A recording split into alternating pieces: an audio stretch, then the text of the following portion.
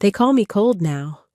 The new arrivals, the ones who don't know the whole story, they whisper it when they think I can't hear. Emma Reeves, cold as her old man. Sometimes they add more colorful descriptions. Ice Queen, the calculator, Reeves 2.0. I've heard them all. I'm sitting by the fire in my cabin at the Colorado settlement, watching snow fall outside my window like ash from a dead world. It's been 10 years since I lost him. 10 years since Marfa.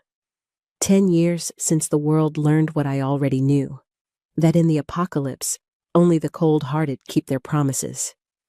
The good people? They died first. Always did. Always will. In my hands, I'm holding a photograph. It's creased and faded, the edges worn from a decade of holding, of touching, of remembering. Dad, Mom, David, and me. I was 10. We were at Big Bend National Park before everything went to hell. Before the cordyceps. Before Marfa became a graveyard filled with people who learned too late that kindness is a luxury the dead can't afford. I remember the day this photo was taken. David had just caught his first fish, a tiny bass that he'd insisted was at least 3 pounds, I swear. And Dad had laughed, actually laughed, something he didn't do much even before the world ended. Mom had packed sandwiches and lemonade, and we'd sat by the Rio Grande pretending we were the only family in the world. In a way, I guess we were practicing. Everyone in the camp called my father a monster. They said he had no heart, no conscience, no humanity left. Just a gun and rules nobody wanted to follow. Rules written in other people's blood. They said he let people die without blinking, that he killed his own son and didn't shed a tear, that he watched his wife turn into one of those things and pulled the trigger himself. They were right about all of it, and they were wrong about everything that mattered. He had a heart. God, did he have a heart? He just buried it so deep, locked it away so tight that only one person could see it.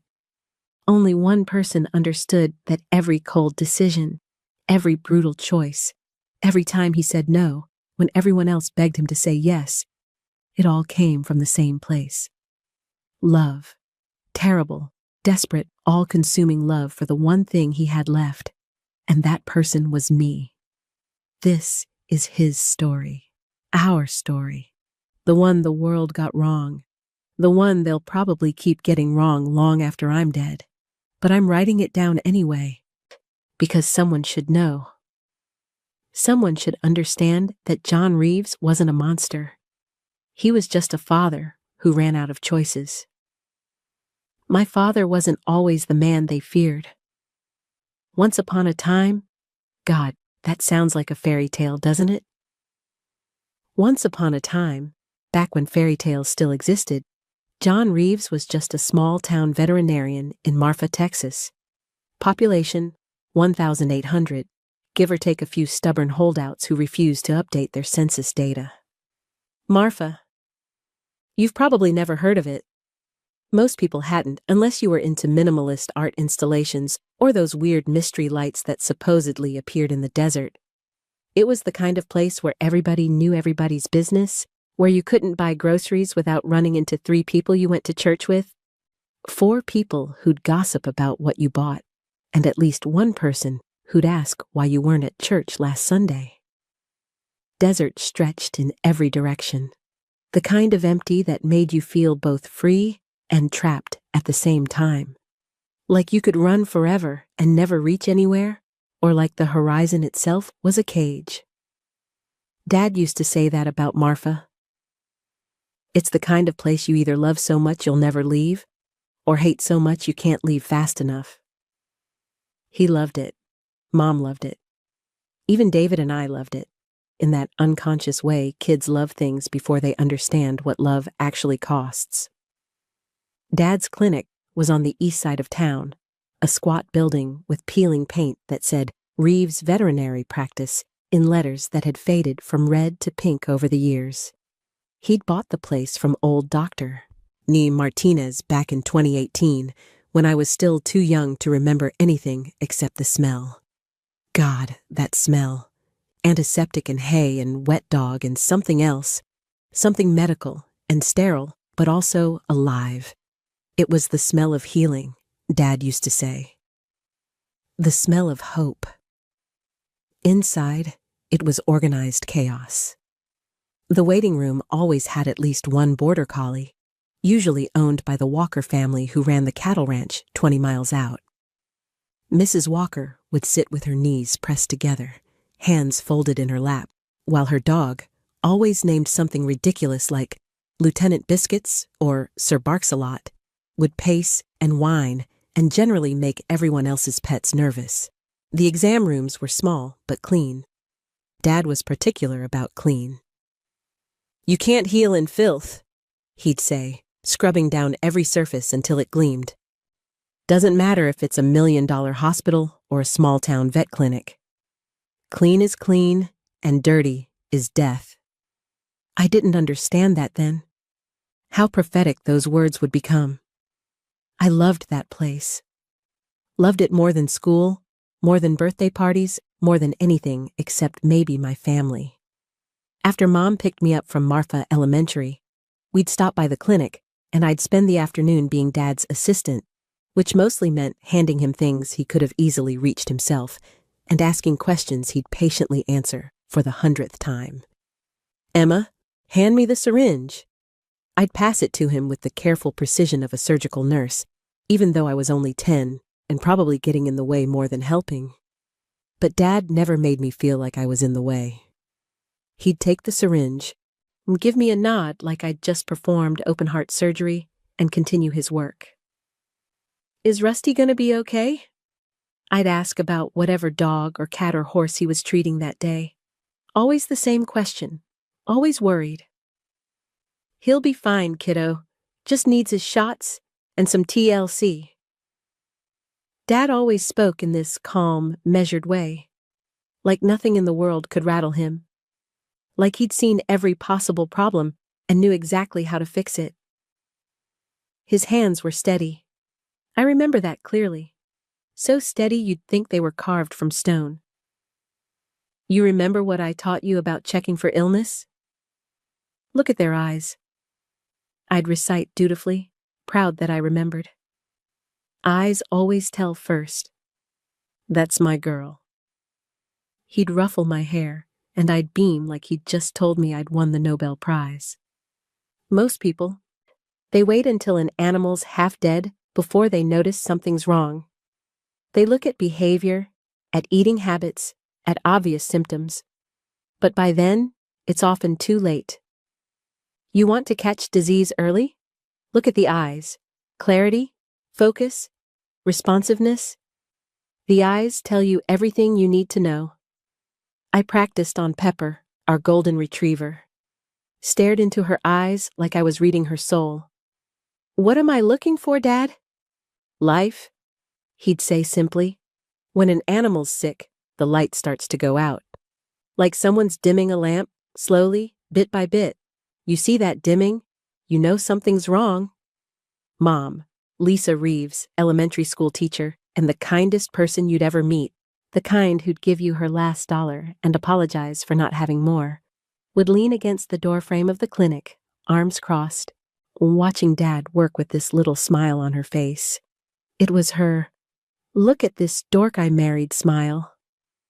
The one that said she knew exactly how lucky we all were. "You're turning our daughter into a vet," she'd tease, her voice warm with affection. "Could be worse," Dad would reply without looking up from whatever animal he was examining, his hands moving with practiced precision, checking ears, teeth, reflexes.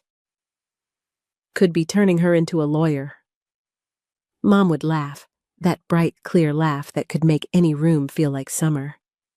And I'd giggle because I didn't really understand the joke, but knew it was funny because adults were laughing. David, my brother, 12 years old and too cool to hang around a vet clinic, would be outside practicing his swing with his baseball bat, dreaming of the majors, I'm convinced he'd be the next Mike Trout or whoever was hot that season. David! Mom would call out the door. Come help your sister clean up. I'm practicing, he'd yell back. Coach says if I want to start this season, I need to work on my swing. Your swing can wait 5 minutes. But Mom... David Reeves, do not make me come out there. He'd slouch in, all preteen attitude and dramatic sighs, like we'd asked him to perform manual labor instead of just sweep the floor. This is so unfair. None of the other guys have a veterinarian father and a teacher mother who believe in family responsibility. Mom would interrupt, but she'd be smiling. Always smiling. Besides, Emma helps out every day. You can spare 5 minutes. Emma's weird. She likes hanging out with sick animals. I'm not weird, I'd protest. I'm learning. Learning to be weird. Boys, Dad would interject, not looking up from his work. Girls, let's keep it civil. That was us, the Reeves family. Normal, happy, ordinary in all the ways that matter and some ways that don't. We had family dinners where David and I would fight over who got the last piece of garlic bread. We had movie nights where we'd argue about what to watch, and Mom would inevitably choose something sappy that made her cry. We had lazy Sundays where Dad would read the paper, Mom would grade homework, David would play video games, and I'd draw pictures of horses because I was 10, and that's what 10-year-old girls do. God, we were so fucking normal. I miss normal so much it physically hurts. On weekends, we'd have barbecues in the backyard. Our backyard wasn't much, just a square of desert scrub we'd tried to domesticate with some grass that mostly died and a few stubborn mesquite trees that refused to give us shade, but it was ours. Dad would man the grill, flipping burgers with one hand and holding a Shinerbach with the other, telling the same dad jokes he'd been telling since David was born. Why did the Scarecrow win an award? Because he was outstanding in his field. He'd laugh at his own joke every single time, and Mom would roll her eyes but smile anyway. Mom would make her famous potato salad, the one with the secret ingredient she refused to tell anyone, though David swore it was dill pickles and I was convinced it was love. She'd hum while she worked, old country songs she'd learned from her grandmother, and the kitchen would smell like home. David would complain about having to set the table, dragging his feet, and making the kind of noises only 12-year-old boys can make. This combination of sigh and groan that communicated maximum suffering. Why do I always have to set the table? Emma never sets the table. Emma's 10, Mom would point out, completely reasonable. When I was 10, I had to set the table.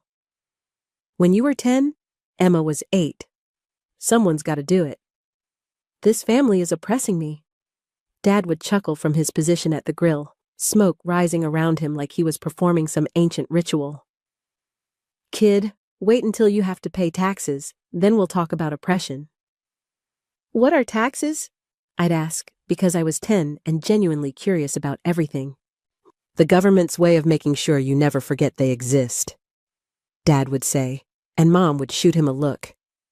John, don't fill her head with your libertarian nonsense. It's not nonsense, it's financial reality. It's anti-government rhetoric that she doesn't need to hear. Teaching kids about taxes is anti-government? What's next? Teaching them to read is anti-authority? They'd banter like that, back and forth, the kind of comfortable arguing that comes from years of marriage and mutual respect. I'd chase Pepper around the yard until I was out of breath, the dog's tongue lolling out as she pranced just out of reach, always making me work for it. Emma, honey, come eat before it gets cold, Mom would finally call, and we'd all converge on the picnic table Dad had built from scrap wood, not level, slightly wobbly, but sturdy enough to hold our family. We'd sit around that table, paper plates because Mom didn't want to do dishes, plastic cups for the same reason, and Dad would ask about our week, school, friends, baseball practice, the mundane stuff that becomes precious when you lose it, when you'd give anything to have one more dinner, where the biggest concern was whether David's team would make playoffs or whether Mrs. Henderson would finally give me an A in math. "So, Em," Dad would say, spearing a burger, "how's school going?" "Good. We learned about the water cycle today." "Yeah? Tell me about it." I'd launch into an explanation, probably getting half of it wrong, but Dad would listen like I was lecturing at Harvard. He'd nod, ask questions, act fascinated by the most boring elementary school lesson imaginable. That was Dad. He made you feel heard. "And you, David, how's baseball?" "Coach says I might start in right field next week," David would say, trying to sound casual but unable to hide his excitement. "If I keep my batting average up." "That's great, son. You've been working hard." "Yeah, well, gotta impress the scouts someday, right?" "Scouts aren't coming to Marfa Middle School games, David," Mom would point out gently. "They might. You don't know." "Sure, honey, they might." These were the moments.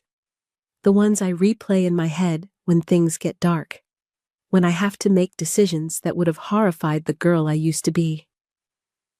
I remember us sitting around that wobbly table, eating overcooked burgers and Mom's perfect potato salad, laughing at Dad's terrible jokes, listening to David's big dreams and my little stories, being a family in the most ordinary, unremarkable, beautiful way possible. Then came the warnings.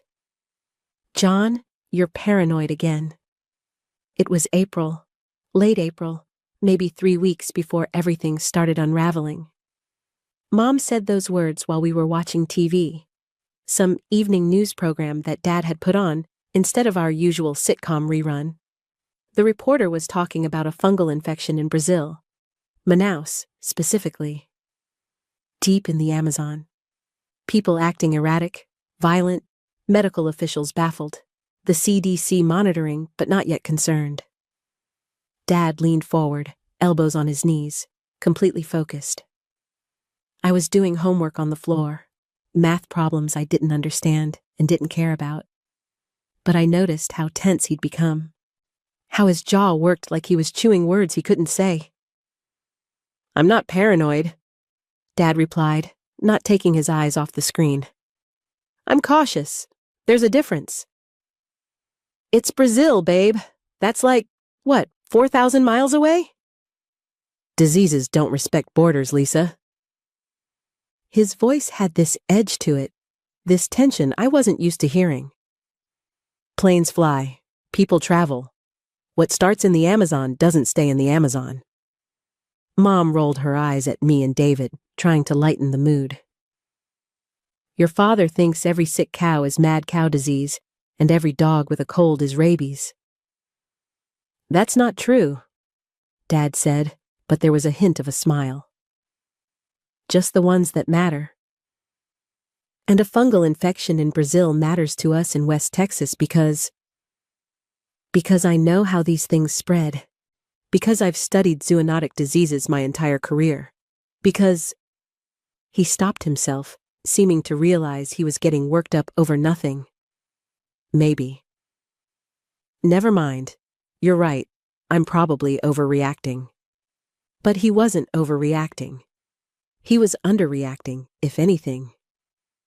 I remember the way he watched that news report, the way his hands gripped his knees, the way he didn't blink, didn't move, just absorbed every detail like his life depended on remembering.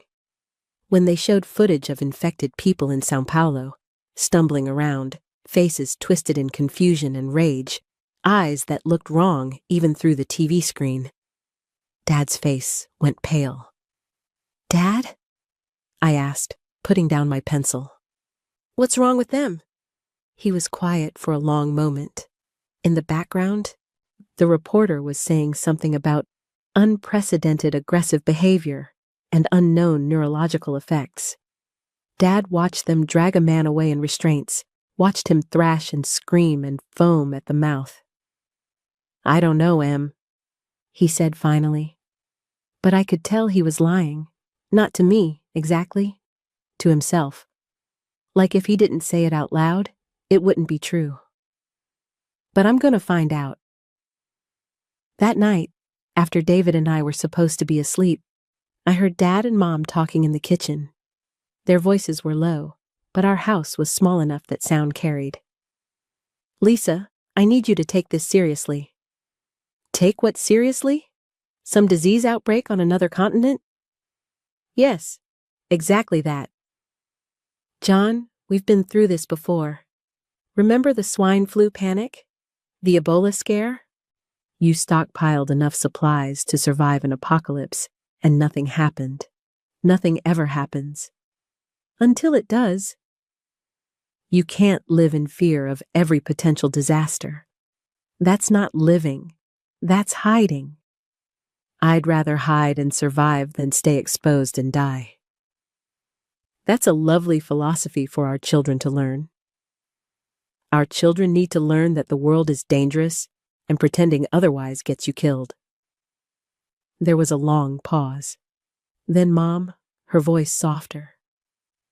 When did you become so scared, John? I'm not scared. I'm prepared. Same thing. No, it's not. I heard a chair scrape, footsteps, then the back door opening and closing. Dad going outside, probably to sit on the porch and stare at the desert like he did when he needed to think. Mom's footsteps came toward the bedrooms. I quickly closed my eyes, pretended to be asleep. She opened my door, stood there for a moment. I could feel her watching me, then quietly closed it again.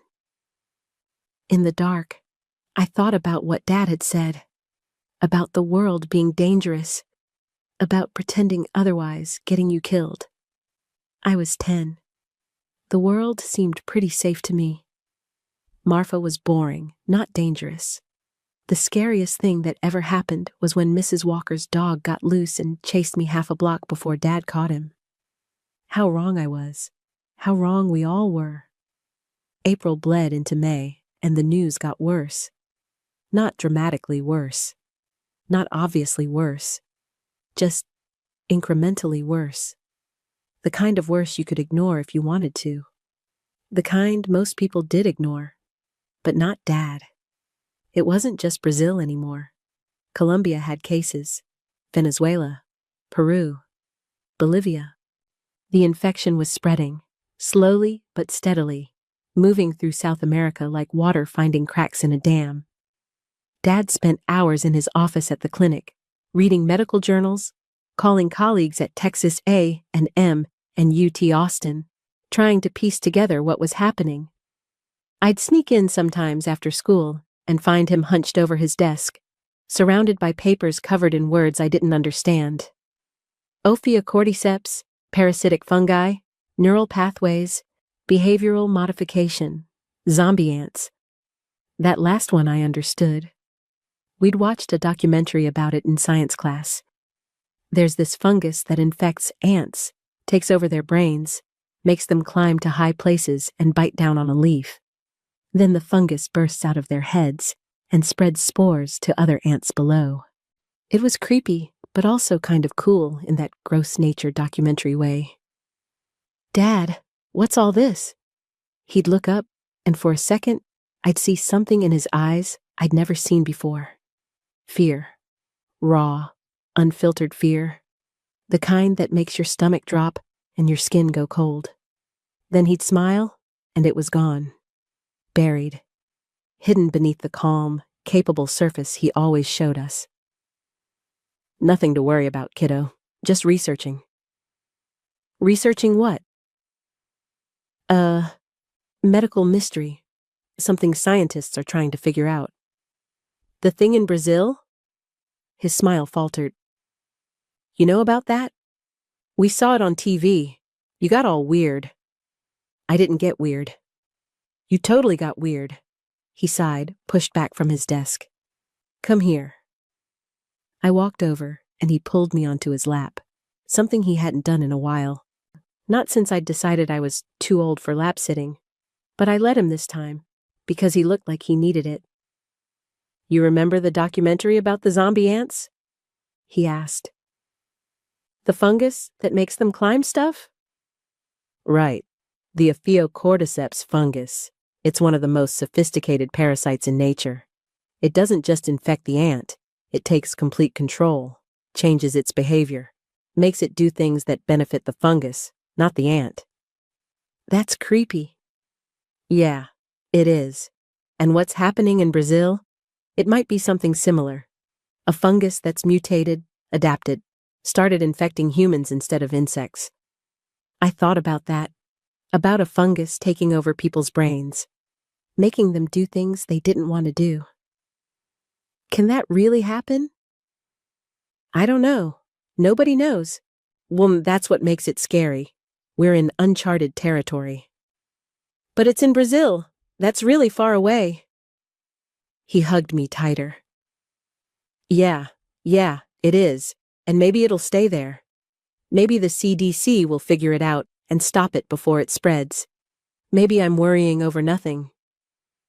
Mom thinks you are? Mom's probably right. She usually is. But the way he said it, the way his arms tightened around me just slightly, I knew he didn't believe that, not for a second.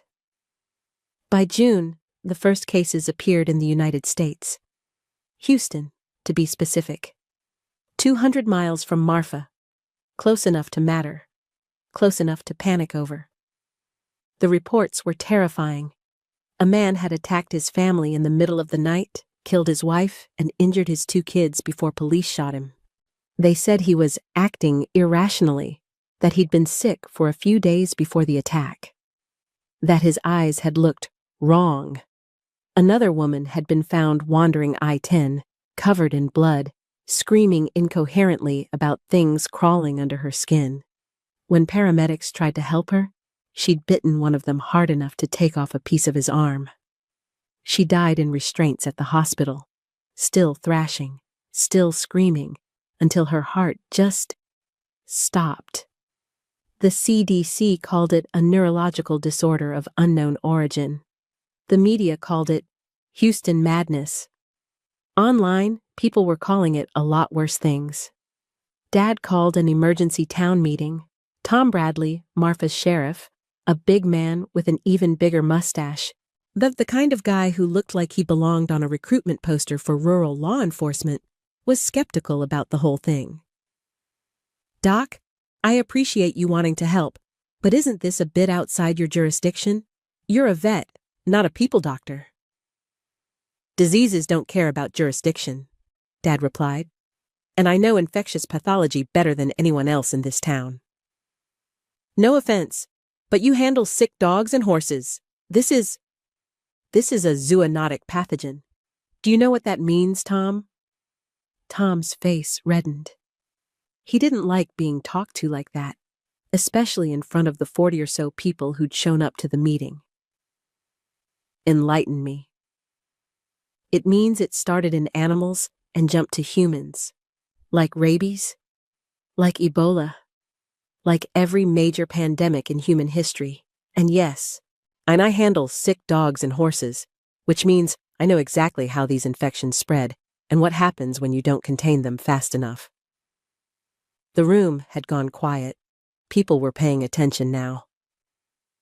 Dad stood at the front of Marfa's community center, really just a large room in the town library, with a whiteboard behind him covered in diagrams I only half understood. He'd printed out news articles, medical reports, CDC bulletins, laid them all out like evidence in a court case. Here's what we know, he started. There's a fungal infection spreading through the Americas.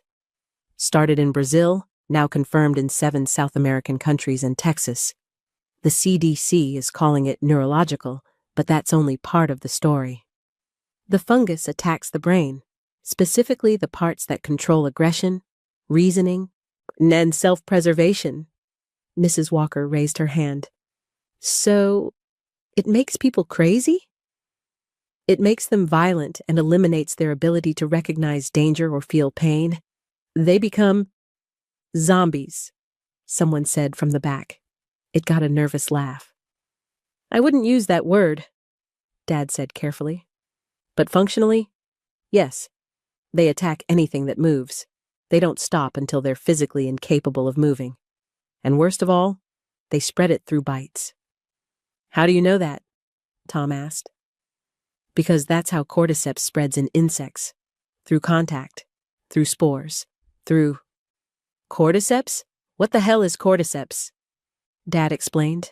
The fungus. The ants. The mutation. The way evolution doesn't care about what should be possible. If something works, nature runs with it. By the time he was done, people looked scared. Actually scared. Some were crying. Others looked angry. Like Dad was the problem for pointing it out. So what do we do? Someone asked. We prepare. Now. Dad started ticking off points on his fingers. 1. Establish quarantine protocols. Anyone showing symptoms, fever, aggression, disorientation, gets isolated immediately. 2. Stop accepting outsiders into Marfa. I know that sounds harsh, but every new person is a potential vector. 3. Stockpile supplies. Food, water, medicine. If this gets bad, supply chains will collapse. 4. Arm yourselves. I'm sorry, but that's the reality. If someone's infected, you can't reason with them. You can only stop them. The room exploded in arguments. Too extreme. Too paranoid. Too much too fast. You're talking about turning Marfa into a fortress! Someone shouted. I'm talking about keeping Marfa alive. By shooting anyone who looks sick? By turning away families who need help? Yes. Dad's voice cut through the noise like a gunshot. Yes, that's exactly what I'm saying. Because the alternative is everyone dies. All of us. Do you understand? This isn't the flu. This isn't something you ride out with chicken soup and bed rest. Once you're infected, you're gone. And you'll take everyone you love with you. Tom stood up. I think we've heard enough for tonight. Doc Reeves, thank you for your input, but these are decisions the community needs to make together, democratically. Democracy's great until you're voting on whether to save yourselves, Dad muttered. Let's put it to a vote, Tom said firmly. All in favor of implementing Dr. Reeves's quarantine and security recommendations? Maybe 5 hands went up, out of 40 people. Motion denied. We'll take a cautious but humane approach. Anyone showing serious symptoms will be evaluated by medical professionals. We'll continue accepting refugees on a case-by-case basis, and we'll maintain law and order without resorting to martial law. Meeting adjourned. Dad didn't move. He just stood there at the front of the room, watching people file out, some avoiding his gaze, others glaring at him like he'd just suggested sacrificing their firstborns. Mom came up to him, touched his arm gently. John, you tried. That's all you can do. I tried? Lisa, I just told them exactly how to survive, and they voted against it. What am I supposed to do with that? Accept it. This is a democracy. Democracy doesn't mean shit when you're dead. John, they're going to die. All of them. Every single person who walked out of here feeling good about their humane approach. And when they do, it'll be because they chose kindness over survival. Maybe some things are worth dying for. He looked at her like she'd slapped him. Are they? Really? You think maintaining your moral high ground is worth David's life? Emma's? That's not fair. This isn't about fair. This is about reality. And the reality is, in a few months, maybe weeks, this town is going to be overrun with infected, and all those people who voted against my extreme measures will be begging for someone to save them. And it'll be too late. I watched from my seat in the back, holding David's hand because he looked scared, and I was supposed to be the brave little sister. I didn't understand everything Dad was saying, but I understood enough. The world was changing, and we weren't ready. On the drive home, nobody spoke. The silence was thick, suffocating, broken only by the hum of the truck's engine and the occasional sound of gravel under tires. Finally, David asked, "Are we going to die?" "No," Dad and Mom said simultaneously, then looked at each other. "We're going to be fine," Mom continued, her teacher voice in full effect, calm, reassuring, confident. "Your father is being cautious, which is smart. But Marfa is safe. We're isolated. We have good people here." "Good people die just as easy as bad people," Dad muttered. "John." "What? You want me to lie to them? Tell them everything's going to be okay when I know it's not?" "I want you to not terrify your children." "Better terrified and prepared than comfortable and dead." They argued all the way home. David and I sat in the back seat, silent, scared, listening to our parents' marriage crack under the weight of a disaster that hadn't even arrived yet. When we got home, Dad went straight to the garage. I could hear him moving stuff around, organizing, preparing. Mom put us to bed early, but I couldn't sleep. I snuck out to the garage and found Dad surrounded by boxes, canned food, bottled water, first aid supplies, batteries, flashlights, a lockbox I'd never seen before, probably containing the guns he'd bought years ago for home protection. You should be in bed. I can't sleep." He sighed, wiped his forehead with the back of his hand. "Yeah, me neither." "Are you really that scared?" "I'm scared enough to prepare. There's a difference between fear and stupidity. Fear says, be careful. Stupidity says, it won't happen to us. And I've seen too much stupidity tonight." I sat down on an overturned bucket, watching him work. "Mom's mad at you. Mom thinks I'm paranoid. Are you?" He stopped, turned to look at me fully. "Emma, you know what kills most people in disasters? It's not the disaster itself. It's not being ready. It's thinking, it won't happen here. Or, someone will save us. Or, we have time. And then time runs out, and they die surprised. I don't want to die. You won't, I promise you that. Whatever happens, whatever I have to do, you're going to live. You and David and Mom. That's all that matters to me." He said it with such conviction, such absolute certainty, that I believed him. I believed him all the way up until the moment David died. I'm going to spare you some of the details, not because they're not important, but because reliving every moment of that summer is harder than you might think, even 10 years later. Some memories blur together. Some are crystal clear. All of them hurt. July came fast. The infection had spread from Houston to San Antonio to Austin. 3 major cities, all falling within weeks. The CDC issued quarantine orders. The military set up checkpoints. The president gave a speech about maintaining calm and trusting the process. Nobody trusted anything anymore. Marfa's population swelled as refugees fled the cities. To people who'd lived in Houston their entire lives, suddenly showed up in our tiny town with nothing but the clothes on their backs and horror stories that seemed too terrible to be true. They were all true. Tom organized the survivors into a camp based at the old elementary school, the one Mom used to teach at. 200 people crammed into a building designed for maybe 100 kids. It was chaos at first. People fighting over supplies, accusations of hoarding, paranoia about who might be infected. Dad tried to implement his rules. Tom listened this time, finally understanding that humane approaches didn't work when you were dealing with a fungal infection that turned people into rabid killers.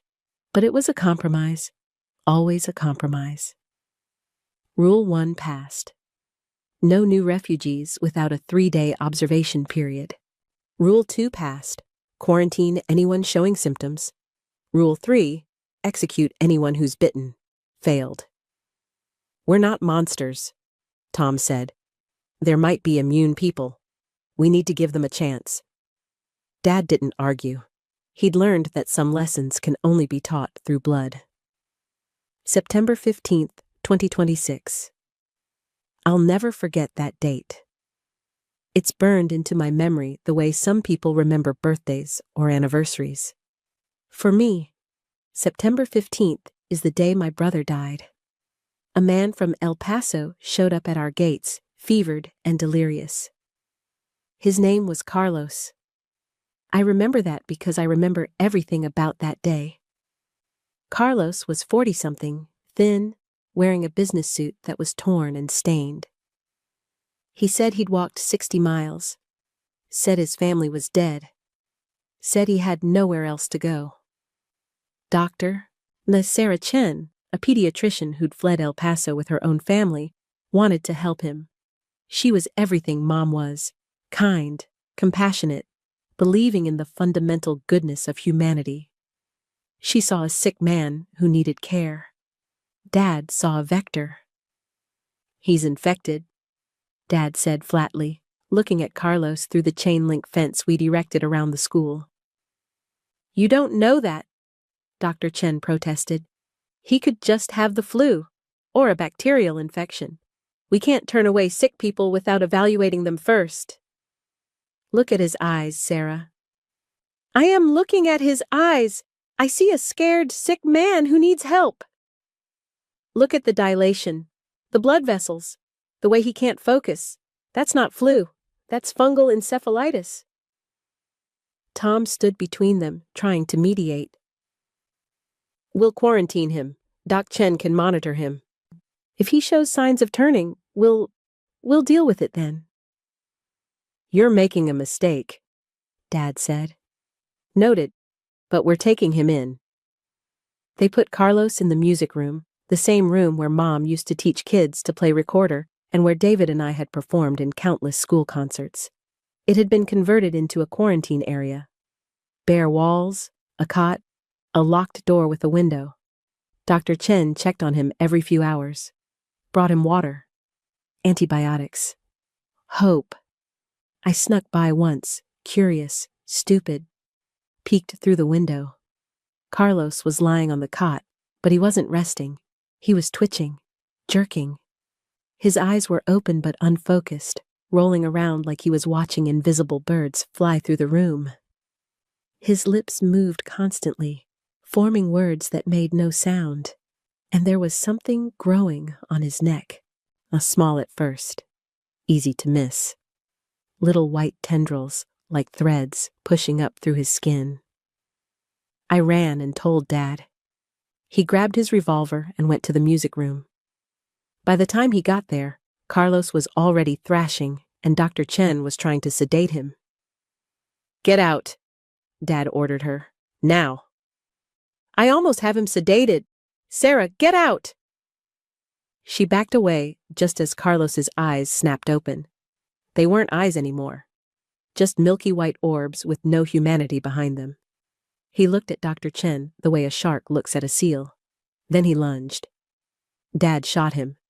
3 times. Center mass. Carlos dropped. The gunshots brought everyone running, including David. My brother had been in the hallway, helping sort supplies or something. I don't remember exactly. What I remember is the door to the music room bursting open and Carlos. Dead Carlos. Walking corpse Carlos. Thing that used to be Carlos. Stumbling out with blood pouring from the bullet wounds in his chest. He saw David. David froze. 12 years old, brave and stupid the way 12-year-old boys are. He grabbed a broom, a fucking broom, and tried to push Carlos back. Carlos lunged again, faster than anything that should be dead could move, and sank his teeth into David's forearm. My brother screamed. Dad shot Carlos again, headshot this time. Carlos finally stopped moving, but the damage was done. The bite was deep, deep enough that I could see white beneath the red, could see the way David's arm opened up like a mouth. Dad ran to him, pressed his hands over the wound, trying to stop the bleeding. "It's okay, Dad. It's okay," David kept saying, even though his voice was shaking and tears were running down his face. "It's not that bad. It's just a bite." "Don't move," Dad ordered, his own voice steady despite the blood coating his hands. "Sarah! Sarah! I need a tourniquet." Dr. Chen came running with medical supplies. They cleaned the wound, bandaged it, gave David something for the pain. The whole time, David kept insisting he was fine, that it wasn't that bad, that he'd be playing baseball again next week. Nobody had the heart to tell him the truth. We all knew. Within 48 hours, he'd be one of them. Mom refused to believe it. For the first 12 hours, she was almost manic with optimism. The infection takes 72 hours to incubate. That gives us time to find a cure. Dr. Chen is working on it. The CDC might figure something out. We just need time. "There is no cure," Dad said quietly. We were in our tent, David sleeping fitfully in the corner, Mom and Dad talking in voices they thought were quiet, but weren't. "You don't know that." "I do know that. The fungus rewrites brain chemistry. Once it's in your system, it's over. All we can do is make him comfortable and keep him isolated before he turns." "Before he—" "John, that's our son, our baby, and you're already talking about him like he's dead." "He is dead. He just doesn't know it yet." Mom slapped him. The sound cracked through the tent like another gunshot. David stirred, but didn't wake. "Don't you ever say that again. He is not dead. He is sick, and we are going to save him." Dad's face was red where she'd hit him, but he didn't touch it, and didn't react. Just looked at her with those steady eyes that had watched too many animals die to believe in miracles anymore. "Okay," he said. We'll try everything." They tried. God, they tried. Dr. Chen gave David every antibiotic she had. Antifungals, antivirals, steroids, experimental drugs she'd grabbed from her clinic before fleeing El Paso. Nothing worked. Nothing even slowed it down. By hour 36, David started showing symptoms: fever, headache, confusion.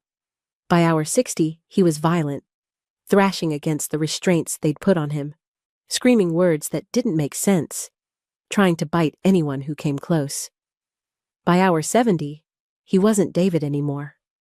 They had guards on the nurse's office, really just a classroom with some medical supplies. Not to keep people out, to keep David in, if it came to that. I wanted to see him. Mom wouldn't let me. "Remember him how he was," she kept saying, crying into her hands. "Don't remember him like this." But I snuck in anyway.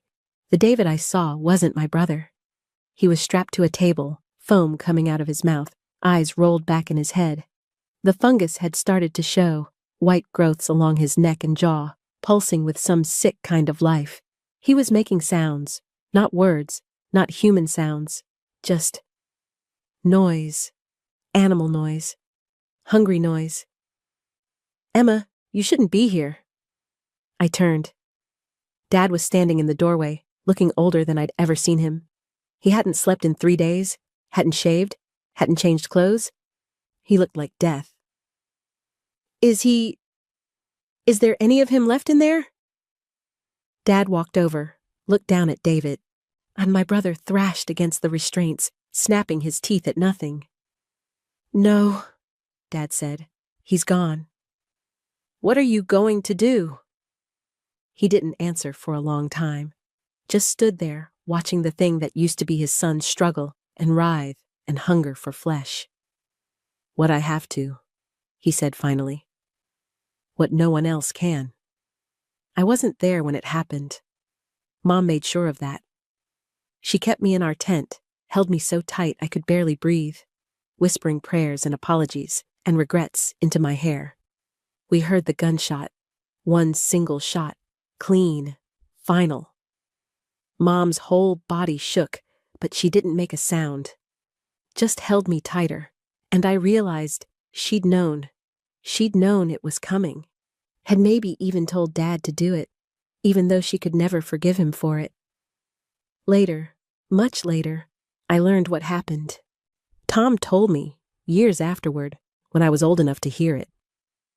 Dad went into that room alone. No guards, no witnesses, just him and David. He sat on the edge of the table, put his hand on David's head, the one part of him that wasn't thrashing, wasn't trying to bite. "I'm sorry, son," he said. "I'm so sorry I couldn't save you. I'm sorry I can't let you become one of those things. And I'm sorry your last sight is going to be your old man's face." Then he'd put the gun to David's temple and pulled the trigger. Afterward, he'd carried David's body out himself. Buried him in the small cemetery behind the school. No service. No mourners except Dad, digging in the Texas heat, tears streaming down his face, whispering apologies to a son who'd never hear them. That was the day John Reeves became the man everyone feared, because that was the day he proved he'd do what needed to be done, even if it destroyed him. Especially if it destroyed him. Mom never forgave him. That's important to understand. People think maybe she came around. Maybe she eventually understood why Dad did what he did. But no. She spent the last months of her life hating the man she'd married, despising him for having the strength she didn't. They moved into separate tents. Stopped talking except when necessary. When they did interact, it was all cold politeness and careful distance. "Emma needs new shoes. I'll handle it. There's a supply run tomorrow. I'm aware. Don't get yourself killed, for her sake." Noted. That was their marriage now. Logistics and resentment. And Dad changed. God, did he change. The man who'd made terrible dad jokes at barbecues, who'd laughed at sitcoms, who'd ruffled my hair and called me kiddo. That man was gone. Buried with David. What was left was something harder, colder, more efficient. He stopped coming to camp meetings, stopped arguing with Tom, stopped trying to convince anyone of anything. He just enforced the rules they'd agreed on and ignored everything else. When people challenged him, "That's too harsh," or "We need to be more compassionate," he'd just stare at them until they looked away. He didn't need to argue anymore. David's grave was argument enough. People started calling him Cold John. It was partly fear, partly disgust, partly grudging respect. Because say what you want about Cold John, but his rules worked.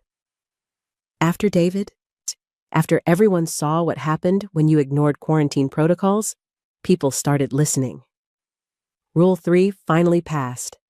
Unanimous vote. Anyone bitten gets put down immediately. Nobody liked it. But everybody knew it was necessary. Except the first time they had to implement it on someone else's kid, they all looked to Dad to pull the trigger. And he did. Because that's what Cold John did. I want to hate him for becoming that person. Want to resent him for letting grief turn him into something my mother couldn't stand to look at. But I can't. Because I understood, even at 10 years old, that he did it for me. Every cold decision. Every brutal choice. Every time he said no when someone begged for mercy, it was all to keep me alive. He'd already lost one child. He'd be damned if he lost another, even if it cost him everything else. November came with cold winds and colder news. Mom got infected. She'd been helping Dr. Chen in the medical tent, treating someone who'd claimed to have a spider bite. Turned out it wasn't a spider. By the time anyone realized, it was too late. She hid it for 3 days. 3 days of knowing she was dying, knowing she'd turn into one of those things, and she didn't tell anyone. I think she wanted to pretend, just a little longer, that everything would be okay. Dad found the bite when she collapsed during dinner. He carried her to the quarantine room, the same room where David had died, and I watched him die inside all over again. "Please," Mom whispered, her hand in his. She was already fevered, already confused. "Please, John. Don't let Emma see. Don't let her." "I won't, I promise." I'm sorry I blamed you. You were right. You were always right. Lisa, take care of her. Keep her safe. That's all that matters now." "I will. I love you. Even when I hated you, I loved you." "I know. I love you too." She squeezed his hand. "Do it now. Before I turn. Before I become something that isn't me. Please, John. Don't make her brother do it. Don't make anyone else. Just you. Just us." I shouldn't have been there. Shouldn't have seen. But I'd followed Dad, hidden behind a door, watching through a crack. I saw him nod. Saw him kiss her forehead. Saw him pull out his gun with shaking hands. "Close your eyes, Lisa. I love you. I love you too." The shot echoed through the empty school. I ran before Dad could find me, before he could know I'd seen. That night, he buried Mom next to David. Still didn't cry where anyone could see. Still moved with that mechanical precision that kept him functioning when everything else had broken. But I knew. I knew because I found him later, in the garage, sitting in the dark with the gun in his lap, staring at nothing. He didn't see me, didn't hear me. He was somewhere else, somewhere terrible and alone. "Dad?" I whispered. He looked up, and for a second, I didn't recognize him. His eyes were empty, hollow, like someone had scooped out everything that made him human and left just the shell. Then he saw me, and something flickered back. You should be in bed. So should you." "Can't sleep." "Me neither." I sat down next to him. We didn't say anything for a long time. Just sat there in the dark, two people who'd lost everything, and trying to figure out how to keep breathing. "I'm all you have left," I said finally. "Yeah. That's a lot of pressure." "Yeah. Are you going to be okay?" He looked at me then, really looked at me. "I don't know, kiddo, but I'm going to keep you alive. That's all I know how to do anymore." "What if I don't want you to just keep me alive? What if I want you to be happy?" "Happiness is a luxury we can't afford. That's a shitty way to live." He laughed, this broken sound that was more sob than laugh. "Yeah, it is. But it's the only way I know." The camp held through winter, barely. Infections came in waves. Supply runs got more dangerous. People started leaving, trying to find better situations in Roswell or Carlsbad or anywhere that wasn't Marfa. Tom organized a convoy. 47 people in 5 vehicles heading north to a supposed military base. Dad and I didn't go. "They're going to fail," he told me, packing our truck. "Someone in that convoy is infected and doesn't know it yet. Or maybe they know and they're hiding it, hoping for a miracle. Either way, they're dead. All of them." "How do you know?" "Because it always happens that way. People don't want to believe their loved ones are infected, so they hide it, they cover it up, they hope. And then everyone dies." He was right, of course. 3 days later, we picked up Tom's voice on the radio. "Anyone copy? We're down to 12 people, heading back to Marfa." Then static. Dad made a decision that night. "We're going to help them." "What? Why?" "You said they were going to die?" "They are. But I'm not going to let them die like that, torn apart by infected while they're trapped in their vehicles. Everyone deserves better than that. Even though they never listened to you, Even though they voted against your rules? He looked at me, and there was something in his eyes I hadn't seen in months. Something that looked almost human. Especially then. We drove to Carlsbad first. Dad had been preparing the caverns for weeks, stashing supplies deep in the caves where no infected could reach. He took me down into the darkness, showed me how to survive, how to purify water, how to trap animals, how to tell if someone was infected just by looking at their eyes. Eyes, M. Always the eyes. I remember, Dad. Good, don't forget. He gave me his knife, his pistol, his watch, everything he thought might keep me alive. You're not coming back, are you? I asked. I was 11 by then, old enough to see through the lies. He knelt down, eye level with me. I have to try to help them. No, you don't. You said yourself they're going to die. Maybe, but if I can save even one person, it's worth it. What about me? What about your promise? You said you'd keep me alive no matter what. And I will, by teaching you how to survive without me. I was crying now, ugly crying, the kind where you can't breathe and snot runs down your face and you don't care. I don't want to survive without you. I want you to stay. He pulled me into a hug. I know, baby, I know, but I can't. You know why? Because you're infected. He stiffened. How did you? I saw the pills. I saw how you've been getting worse. I'm not stupid, Dad. He laughed, this bitter, broken sound. No, you're not. You're the smartest kid I know. Then don't treat me like I am. Don't lie to me. Okay, no more lies. He pulled back, looked me in the eyes. I've been infected for 4 months, got bit on a supply run.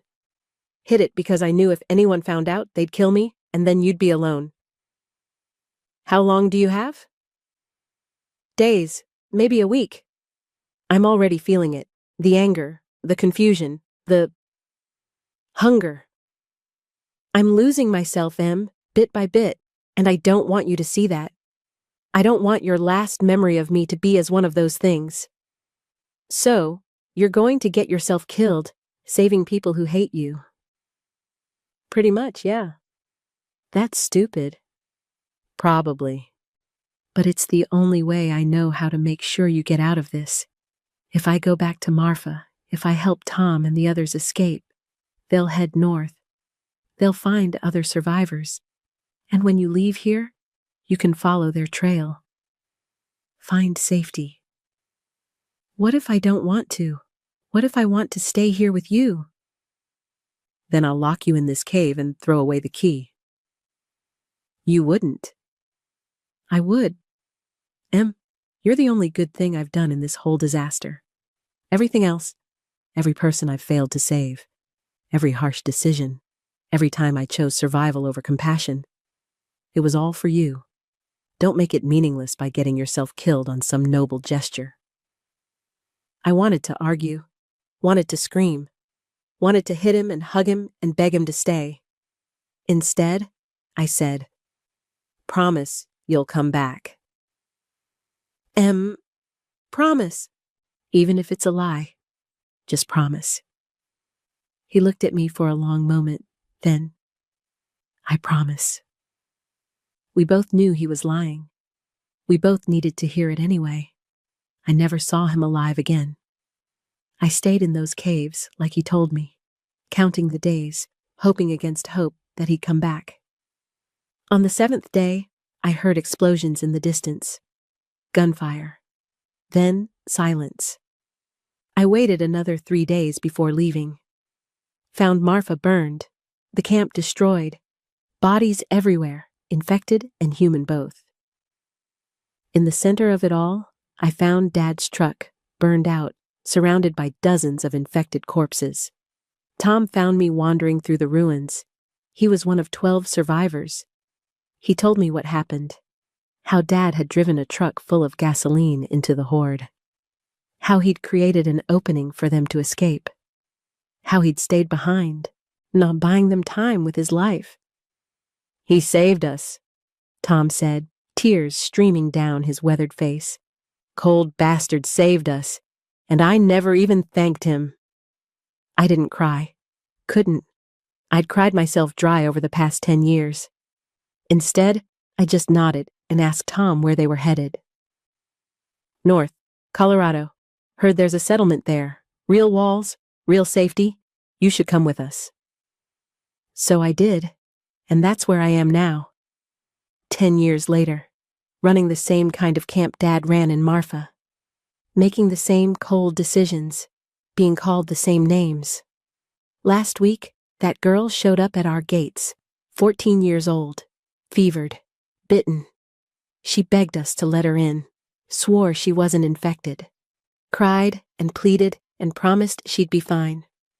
I looked at her eyes, saw the cloudiness, the dimming light. "I'm sorry," I told her. But you know the rules." One of our guards, a guy named Marcus who's too soft for this world, protested. "Emma, she's just a kid. We can quarantine her, try to—" "No. No, the rules exist for a reason. We break them, we all die. That's how it works." "Your father would have—" "My father would have done exactly what I'm doing. That's what he taught me. That's his legacy." I signaled the guards.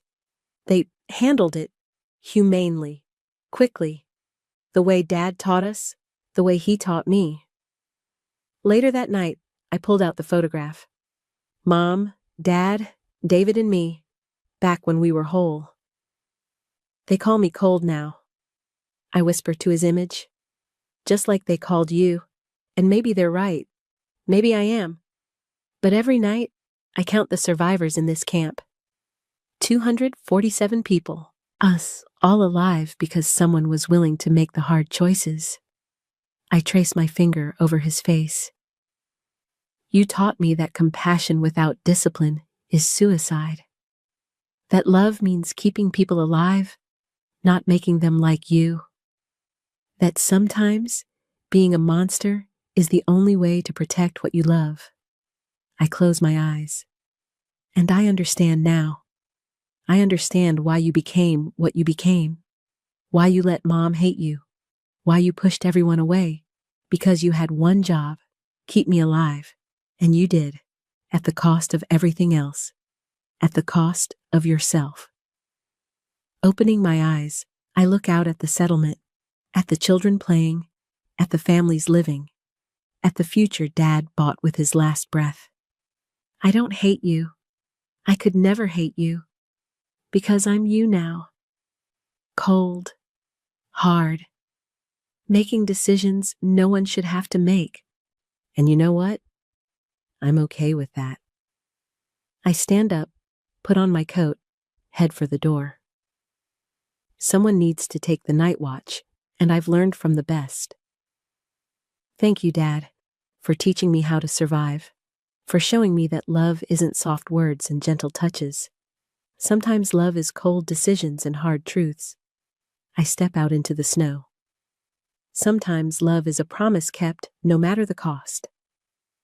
There's a kid in the settlement named Tommy. He's 10, same age I was when everything fell apart. He reminds me of David sometimes, in the way he swaggers around thinking he's invincible, in the way he talks about the future, like it's promised to him. His mother died last year, infected. I had to be the one to tell him she wasn't coming back. "Can I see her?" he'd asked, tears streaming down his face. No. "Why not?" "Because she's not your mother anymore. And if you see her like that, it'll replace every good memory you have of her."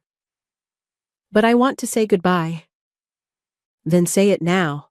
Say it to the mom you remember, not the thing she became." He'd hated me for it. Still does, probably. But 6 months later, he came to me during night watch. "Miss Emma?" "Yeah, Tommy?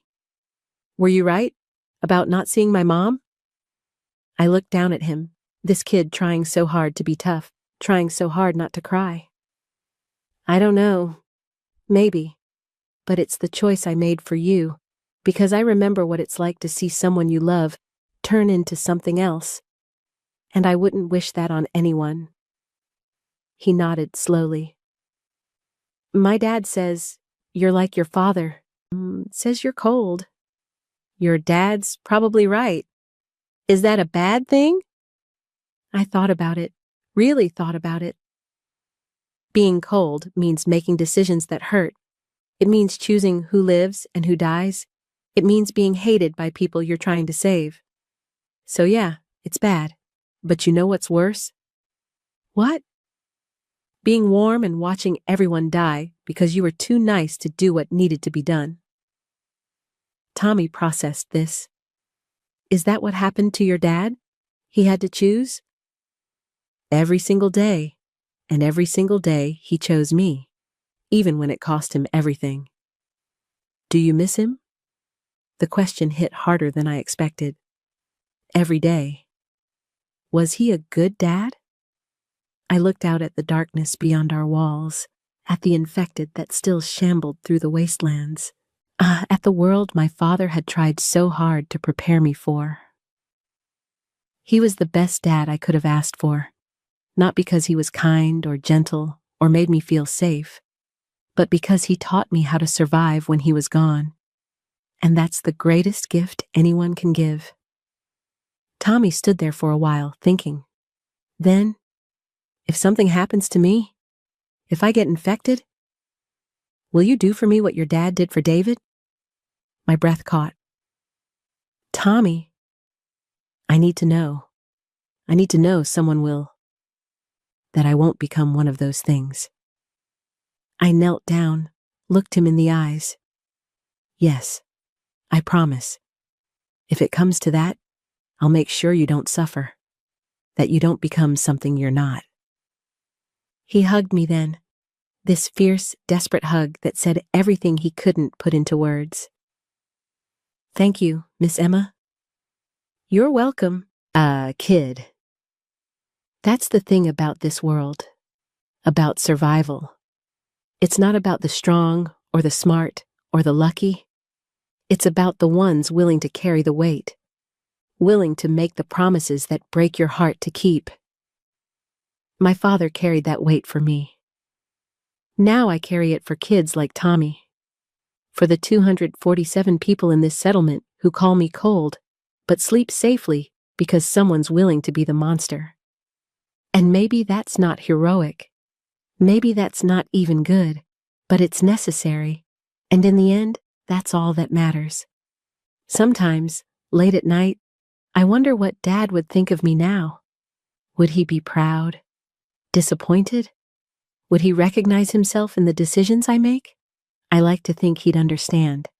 That he'd see the cold efficiency, the hard rules, the unwillingness to compromise, and he'd know. This is his legacy. Not the clinic in Marfa, not the happy barbecues or the bedtime stories or the gentle father who taught his daughter about animals. This is what he left me. The knowledge that survival isn't pretty, that love isn't soft, that keeping promises means becoming someone you never wanted to be. I found a journal once, hidden in the supplies Dad had stashed in Carlsbad. He'd written in it during those last months. Most of it was practical. Supply inventories, infection protocols, survival strategies. But on the last page, dated the day before he left me in the caverns, he'd written something else. Emma, if you're reading this, I'm gone. And you're alive. That's all that matters. You're going to be angry. You're going to think I abandoned you, that I chose strangers over my own daughter. But that's not true. I chose you. I always chose you. Every cold decision, every harsh word. Every time I said no when everyone else said yes, it was all for you. The world is going to call you cold. Let them. Being cold kept you alive. Being cold is what saved you when warmth would have killed you. I love you more than you'll ever know. more than I knew how to show. And if becoming a monster was the price of your survival, then I'd pay it 1,000 times over. Stay alive, kiddo. That's all I ask. Stay alive and remember, you're stronger than you think, braver than you know, and capable of anything if it means surviving. Eyes always tell first. Look at the world with clear eyes. See it for what it is, not what you wish it would be.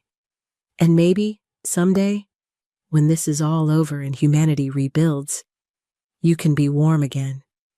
You can be gentle. You can be the girl I remember from the barbecues and the clinic and those perfect normal days.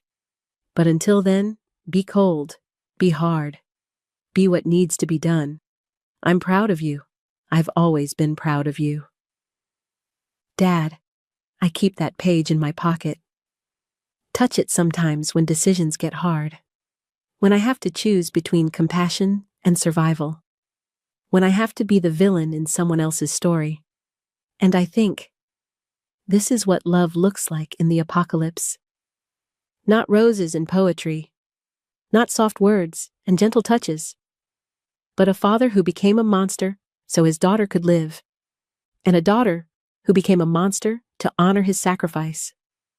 Tonight, like every night, I walk the perimeter, check the walls, count the survivors, make sure everyone's safe. 247 people, all alive, all breathing, all surviving because someone was willing to do what needed to be done. Sleep well, Dad. I whisper to the stars. Your little girl's keeping them safe, just like you taught me. The wind whispers back, carrying away my words, carrying them to wherever dead fathers go when their promises are kept. And I smile, because in this broken world, in this nightmare we call survival, that's enough. That's more than enough. That's everything. In memory of those who made the hard choices so others could live. Sometimes love is cold decisions and hard truths. Sometimes it's becoming the monster so others can remain human. Sometimes it's a promise kept, no matter the cost. Always, it's worth it. The settlement has grown since I took over 3 years ago. Started with 183 people. Now we're at 247. That's 64 lives saved by rules most people hate. By decisions that make children cry and adults curse my name. But they're alive to hate me. And that's what matters. I remember the first time I had to enforce Rule 3. A man named Robert came to us from a settlement down south. Nice guy. Funny. Good with kids. 3 weeks after he arrived, his daughter got bit during a supply run. She was 8 years old, had blonde pigtails and gap-toothed smile. Robert begged me, got on his knees right there in the middle of camp. Please, she's all I have left. Her mother died in Dallas. She's the only thing keeping me going. Just give her a chance. Maybe she's immune. Maybe... Robert. I kept my voice steady, even though my heart was breaking. Look at her eyes. He did, and he saw what I saw. That cloudiness, that dimming, the light going out. No, she's just scared. She's infected. You know it. I know it. Everyone here knows it. I can't lose her too. You already have. He tried to run, tried to take her and flee into the wilderness. My guards stopped him. We had to physically restrain him while I did what needed to be done.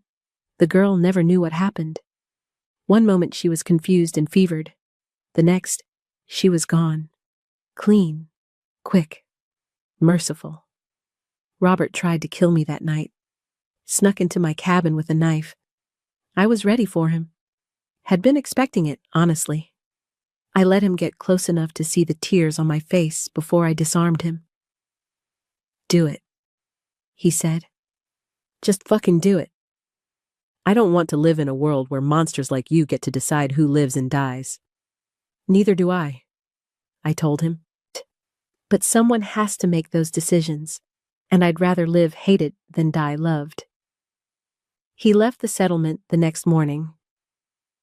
Last I heard, he'd found some commune in Utah that doesn't enforce quarantine rules. They're probably all dead by now. I hope I'm wrong, but I've learned that hope is another luxury we can't afford. The thing about being cold is that people think you don't feel anything. They think decisions come easy to you, that you don't lie awake at night seeing the faces of everyone you failed to save. They're wrong. I feel everything. Every death. Every hard choice. Every time I have to look someone in the eyes and tell them their loved one is infected. It never gets easier. You just get better at hiding the pain. Dad understood that. In his journal, buried in all the practical survival advice, there was one entry that I've read so many times the ink is starting to fade. March 15th, 2027. People think I don't care, that I've become some kind of machine, processing threats and making calculations without emotion. They're wrong. I feel everything. The weight of every decision. The guilt of every life I couldn't save. But I can't let Emma see that. Can't let her see me break. Because if I break, she breaks. And I need her strong. Need her to survive what's coming. So I bury it. Push it down. Become the monster they need me to be.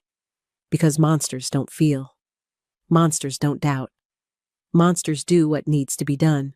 And right now, Emma needs a monster more than she needs a father. He was right. And wrong. I needed both. Needed the monster who kept me alive and the father who loved me enough to become one. Most kids don't get to understand their parents until they're adults. I got to understand mine while he was still alive, still fighting, still sacrificing everything for me. The other settlements think we're extreme. They send messengers sometimes, suggesting we loosen up on the rules. You're turning people away who just need help, they say. You're creating a fortress instead of a community. Last settlement that told me that? Wiped out 6 months later. Took in a refugee family. One of them was infected. Hid it because they didn't want to be separated. By the time anyone realized, it was too late. 78 people died, including children. I went to the ruins afterward, not to gloat, just to bear witness, to remember why the rules exist. Found a teddy bear in the rubble, covered in blood. Some kid's favorite toy, near abandoned in the chaos of dying. I brought it back to the settlement, put it in my office. Look at it every time someone complains about my rules being too harsh. Is it harsh? I ask them. Or is it necessary? Because somewhere out there is a settlement full of teddy bears covered in blood. Full of dead kids who might still be alive if their leaders had been willing to be harsh. Usually shuts them up. But there was one time it didn't. A woman named Patricia, doctor, came from some hospital in Phoenix that fell early in the outbreak. She challenged me in front of the whole settlement. Called a meeting without my permission, stood up, and made her case. Emma Reeves is turning us into animals, she said. We've lost our humanity in pursuit of survival. What's the point of surviving if we become monsters in the process? People nodded, murmured agreement. I felt the settlement shifting, questioning, doubting. I stood up, looked around at all the faces of people I'd kept alive through the worst outbreak in human history. Patricia makes a good point, I said. We have lost something. Our innocence, our comfort, our ability to pretend the world is anything other than what it is. Brutal, unforgiving, and completely indifferent to whether we live or die. I paused, let that sink in. But you know what we haven't lost? Each other. Look around. Really look. Every person in this room is alive because someone made a hard choice. Because someone said no when it would have been easier to say yes. Because someone was willing to be the villain in someone else's story. I pulled out the teddy bear, held it up. This belonged to a little girl named Amy. She lived in a settlement run by people who thought exactly like Patricia. People who believed compassion was more important than caution. Amy died screaming while her mother turned into one of those things. She was 6 years old. The room was silent. So yes, Patricia, you're right. We've lost our humanity. But you know what? Humanity is a luxury you can only afford when you're not worried about survival. And right now, we're still worried, still fighting, still struggling to make it one more day. I set the teddy bear down. When this is over, if it's ever over, we can talk about reclaiming our humanity. We can have philosophical debates about the cost of survival. But right now, today, the only thing that matters is making sure nobody in this room ends up like Amy. Making sure no parent has to watch their child die. Making sure we all get to see tomorrow. I looked at Patricia. So, you want to challenge my leadership? Fine. Call a vote. If the majority wants someone else running things, someone who'll be more humane, I'll step down. But understand this. You won't just be voting against me. You'll be voting against the rules that have kept us alive. Against the hard choices that nobody wants to make but somebody has to. Against the monster who's willing to be hated so you can sleep safely at night. They voted. 247 people. I won 243-4. Patricia left the settlement the next day with the 3 people who'd voted for her. Haven't heard from them since. I hope they're okay. Really, I do. But I wouldn't bet on it. That's the thing about being a leader in the apocalypse. You're always one decision away from losing everything. One moment of weakness. One time you say yes when you should say no. And then people die. And it's your fault for not being strong enough. Dad knew that. Felt that weight every single day. I found another entry in his journal, written just a week before he died. I'm so tired. Not physically, though God knows I'm that too. But mentally, emotionally. Tired of being the one who has to decide. Tired of seeing the hate in people's eyes when I enforce rules that keep them alive. Tired of being right when I want so desperately to be wrong. But I can't stop. Can't give up. Because the moment I do, Emma dies. And I won't let that happen. Can't let that happen. Even if it means I die hated and alone. Even if it means Emma grows up thinking her father was a monster. As long as she grows up, that's all that matters. I wish I could tell him I never thought he was a monster. That I understood, even at 10 years old, what he was trying to do. That every harsh word, every cold decision, every time he pushed people away, I knew it was for me. All for me. But I can't. He's gone. Has been for 10 years. All I can do is honor his memory by continuing his work. By being the monster this settlement needs. By making sure the 247 people under my care don't end up like Amy. Like David. Like Mom. Like Dad.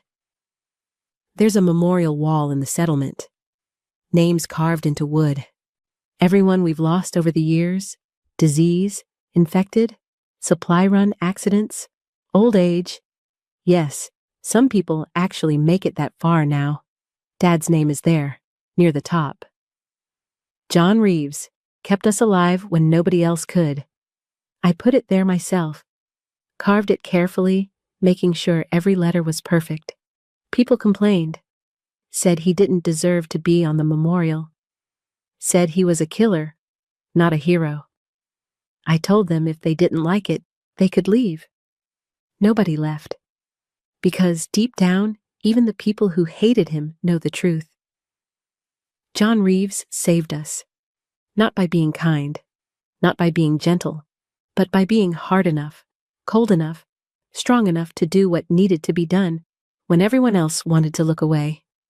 That's his legacy, and now it's mine. Tommy comes to find me while I'm doing my rounds. Kid's grown a lot in the past 6 months, getting taller, voice cracking, turning into a young man. Miss Emma? Yeah, Tommy? I've been thinking about what you said, about your dad, about being cold. And? I don't think you're cold. I think you're just realistic. I smile. That's a nice way of putting it. No, I mean it. You see the world for what it is, not what you want it to be. That's not cold. That's just clear. Your dad still think I'm like my father? Yeah, but he says it different now. Says it like it's a good thing. People change their minds when they see the alternative. What's the alternative? Dead kids, dead families, dead settlements. That's the alternative to being cold. Tommy nods slowly. I want to help. On the watch. On supply runs. I want to do what you do. You're only 10. You were 10 when your dad taught you to survive. He's got me there. I was 10. Younger than Tommy is now, in some ways. Older in others. Okay, I say. But you start small. Guard duty during the day. Learning to shoot. Understanding the rules. You don't get to enforce them until you understand why they exist. Why do they exist? Because kindness kills. Because compassion without wisdom is suicide. Because the moment you start valuing feelings over survival, you might as well dig your own grave. That sounds like something your dad would say. It is. Word for word. He said it to the town council in Marfa the night before everything fell apart. They voted against him. Most of them are dead now. But not you. But not me. Tommy looks out at the settlement, at the walls, at the guards, at the children playing under the watchful eyes of parents who know how fragile this peace is. I want to be like you when I grow up, he says. No, you don't. Why not? Because being like me means carrying the weight of every decision, means being hated by people you're trying to save, means going to bed every night knowing that tomorrow you might have to kill someone to keep everyone else alive. But someone has to do it. Yeah, someone does. Then why not me? I look at this kid. This brave, stupid, wonderful kid who wants to grow up to be the monster I've become. And I realize something. Dad felt this way about me. This mix of pride and heartbreak. This desperate wish that I could stay innocent while knowing I couldn't. Knowing the world wouldn't let me. Okay, I say finally. But don't say I didn't warn you. He grins. I won't. We walk the perimeter together. I show him the weak points. The places infected might try to breach. The contingency plans for different types of attacks. He absorbs it all like a sponge, asking questions, taking mental notes. He's going to be good at this, maybe better than me. The thought should scare me. Instead, it gives me hope. Because if Tommy can learn, if he can understand, then maybe there's a future where we don't need monsters anymore, where the rules are so ingrained, so accepted, that enforcing them doesn't require sacrifice. Maybe. Someday. But not today. Today, we still need monsters. Still need people willing to do the terrible things that keep everyone else safe. Still need cold hearts and hard choices. Still need John Reeves's daughter. As the sun sets over the settlement, I think about Dad. About the man he was before the world ended. The veterinarian who made bad jokes and loved his family and believed in the basic goodness of people. I think about the man he became. The cold, efficient, hated leader who kept us alive when everyone else died. And I think about the man I've become. Cold John's daughter, the monster of the Colorado settlement, the woman who makes children cry and adults curse, but who, at the end of the day, keeps 247 people breathing. Sleep well, Dad, I whisper to the darkening sky. Your little girl's still keeping them safe, still being the monster, still honoring your promise. The wind carries my words away. Somewhere out there, in whatever comes after, I hope he hears them. Hope he knows that I understand. That I forgive him for every harsh word, every cold decision, every time he pushed me away to keep me safe.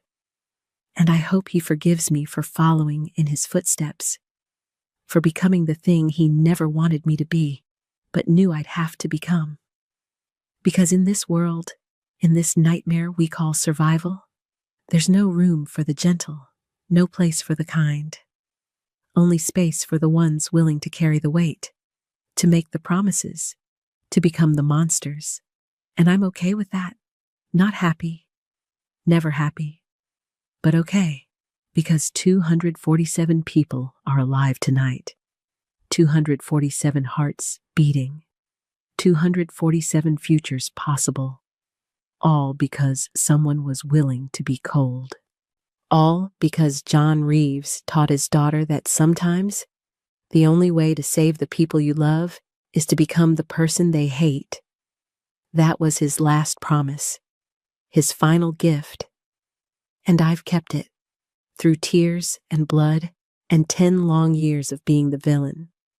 I've kept it, and I'll keep it tomorrow, and the day after, and every day until either I die or the world finds its humanity again. Whichever comes first. In memory of those who made the hard choices so others could live. In memory of John Reeves, monster, hero, father. In memory of the man who loved me enough to become something terrible. Thank you, Dad, for everything. Now sleep well. Your work is done. Mine has just begun. The snow is falling heavier now. I stand at my window, watching it blanket the settlement in white. Pure. Clean. Like the world is trying to forget all the blood that's been spilled.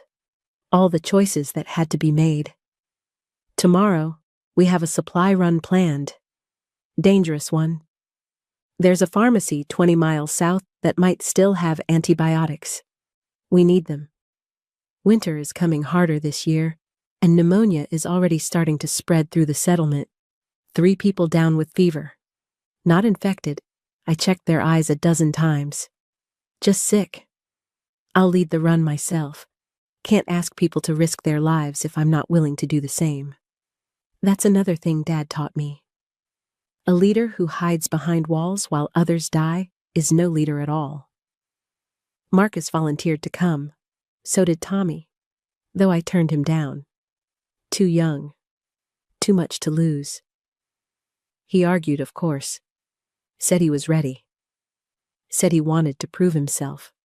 I told him there'd be plenty of time for that. Plenty of chances to prove yourself in a world that's constantly trying to kill you. He didn't like it, but he accepted it. That's growth. I think about the people who'll be on the run with me. Marcus. Sarah. Different Sarah, not Dr. Chen. She died years ago. James. Roberto. All good people. All people I've trained. All people who understand the rules and why they matter. If something goes wrong, if one of us gets infected, the others know what to do. We all do. Rule 3 doesn't have exceptions, not even for leaders. Especially not for leaders. I've made my peace with that, with the knowledge that if I get bit, Marcus will be the one to pull the trigger. He's practiced, steady, won't hesitate, won't drag it out. It'll be clean. Quick, the way it should be. The way Dad did it for Mom, for David, for all the others. There's a certain comfort in that. In knowing that when my time comes, it'll be handled right. That I won't become one of those things. Won't spend whatever's left of my consciousness trapped in a body that's no longer mine, hunting the people I spent my life protecting. Dad understood that fear. It's in his journal, pages and pages about it, about what it must be like to feel yourself slipping away, to know that every day you're less human than the day before, to watch the monster take over piece by piece until there's nothing left of you but hunger and rage. The hardest part, he wrote, isn't knowing I'm going to die. I've known that since the day I got bit. The hardest part is knowing I'm going to want to kill Emma. That somewhere in whatever's left of my brain, I'll see my daughter and feel nothing but hunger, that the person I love most in the world will become prey. I can't let that happen. Won't let that happen. Better to die myself than to risk 1 second where I might hurt her. That's why he went back to Marfa. Why he sacrificed himself saving people who'd voted against him, who'd called him a monster, who'd never understood that every harsh decision was born from love. He wasn't being noble, wasn't trying to redeem himself. He was just making sure that when he finally lost control, when the infection took over completely, Emma Reeves would be far away, safe, unable to see her father become the thing he'd spent months killing. That's love. Not the fairy tale kind, not the kind they write songs about, but the real, ugly, that beautiful kind that exists in the spaces between life and death. The kind that says, I'll become a monster so you don't have to.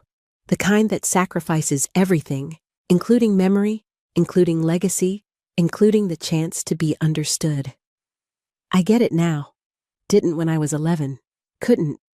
But now, standing here at 21, running a settlement the same way he ran Marfa, making the same impossible choices. Now I understand. Love isn't measured in how you live. It's measured in how you're willing to die. And Dad died making sure his last act as a human being was saving lives instead of taking them. Making sure his daughter remembered him fighting until the end, not giving in. I won't get that luxury. When my time comes, and it will come, eventually, everyone's time comes in this world, I won't have the option of noble sacrifice. I'll just be another infected, another monster, another thing that needs to be put down for the safety of the settlement. And I'm okay with that, because between now and then, I'm going to keep doing what Dad taught me. Keep making the hard choices.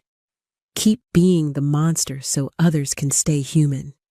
Keep the settlement safe, even if it means being hated, feared, called every name people can think of. 247 lives. That's what matters. Not my legacy, not whether history remembers me kindly. Just those 247 beating hearts, those 247 chances at tomorrow. Dad didn't get to see old age, didn't get to see me grow up, see me become a leader, see me honor his lessons by keeping people alive. But if he could, if wherever he is has windows that look down on this world, I hope he sees. I hope he sees me standing watch over the settlement, sees me enforcing the rules he died to teach me, sees me being cold when the world demands warmth, hard when everyone else wants soft, realistic when others cling to hope. I hope he sees that his sacrifice wasn't for nothing, that the girl he died protecting grew up to be exactly what she needed to be. Not what he wanted, not what anyone wanted, but what the world demanded. A monster, a leader, a keeper of promises, Cold John's daughter. Tomorrow, I'll lead that supply run. We'll face whatever dangers are out there and we'll come back. Or we won't. But either way, the settlement will survive. Because I've trained others. Because the rules are bigger than any one person. Because Dad taught me that the real trick to survival isn't making yourself irreplaceable, it's making sure your absence won't doom everyone. Tonight, I'll sleep, or try to. The dreams will come, like they always do.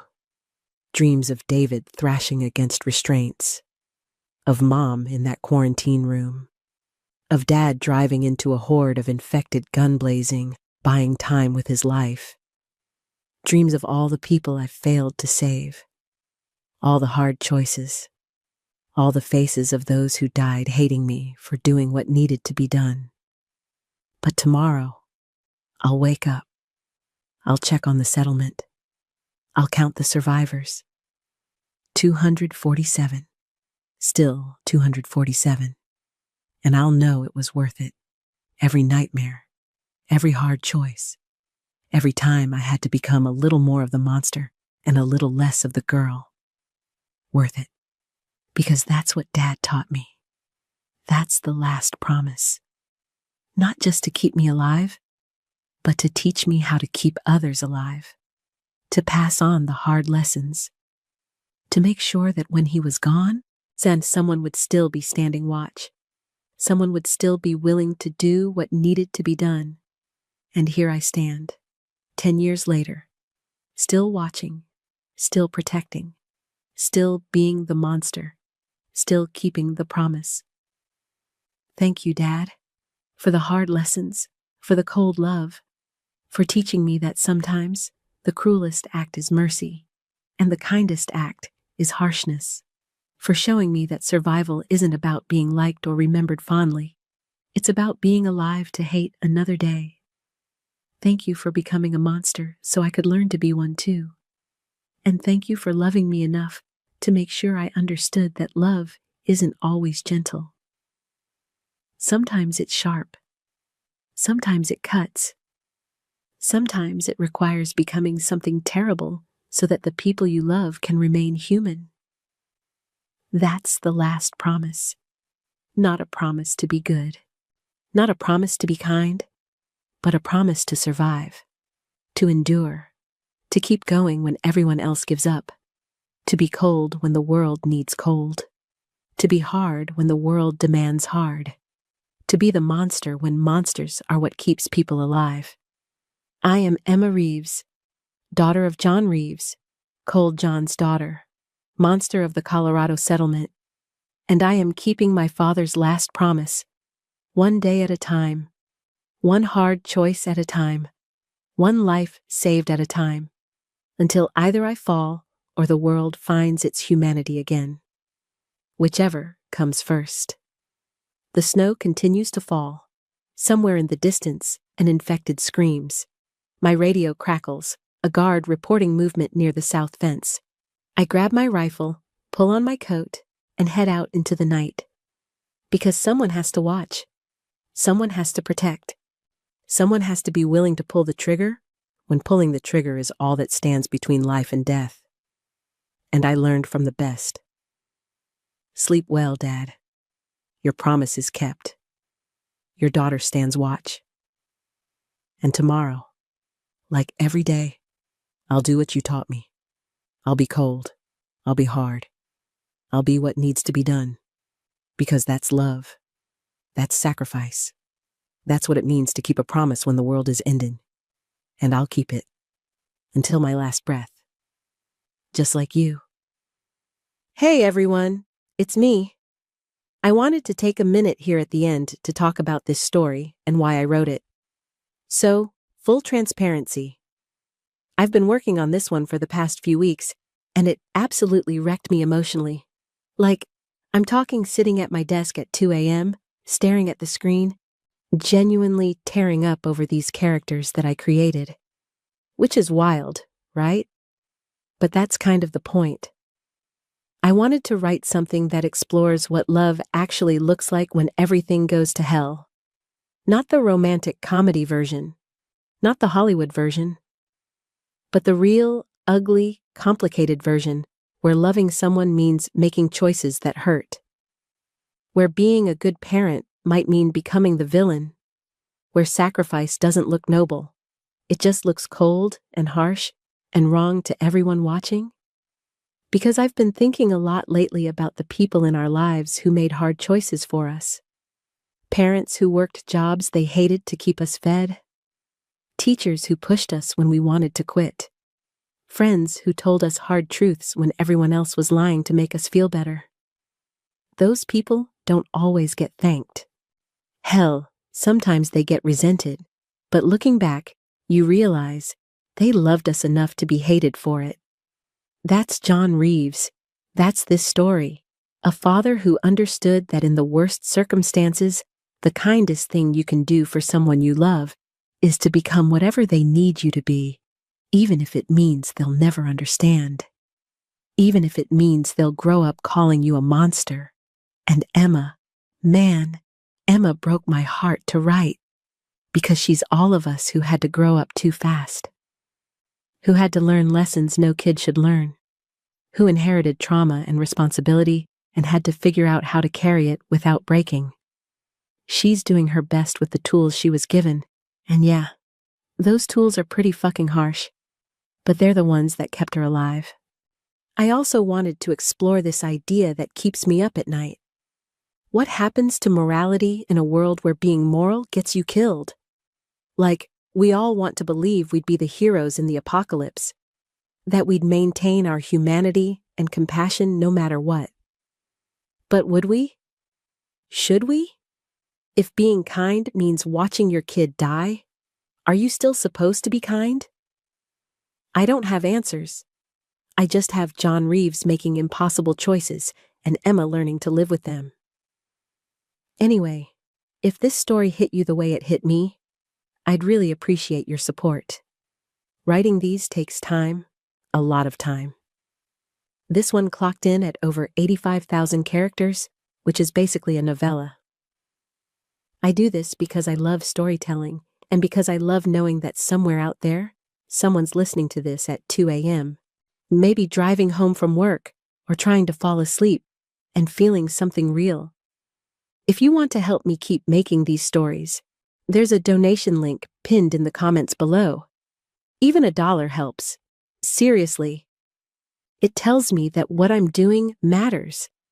That these stories, these weird, dark, emotionally devastating stories about people trying to survive when the world falls apart, are worth making.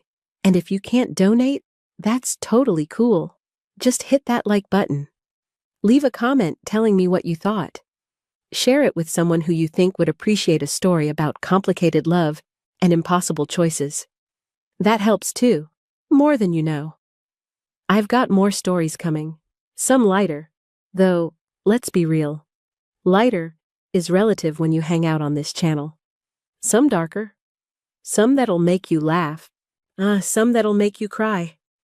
But all of them trying to dig into what it means to be human when being human gets really, really hard. Thank you for listening. Thank you for being here. Thank you for letting me tell you about John Reeves and his daughter, and the promise he kept, even when it cost him everything. Sleep well, everyone. And if you've got someone in your life who made hard choices for you, someone who was cold when you needed cold, hard when you needed hard, maybe tell them thanks. They probably need to hear it. Take care out there. And I'll see you in the next one. Oh, and one more thing. Seriously, check the pinned comment for those links. Ko-fi, Patreon, all that stuff. Even just following on social media helps me know you're out there. That you're listening. That these stories matter. All right, I'm done. Thanks for sticking around for the author ramble. You're the real ones. Peace.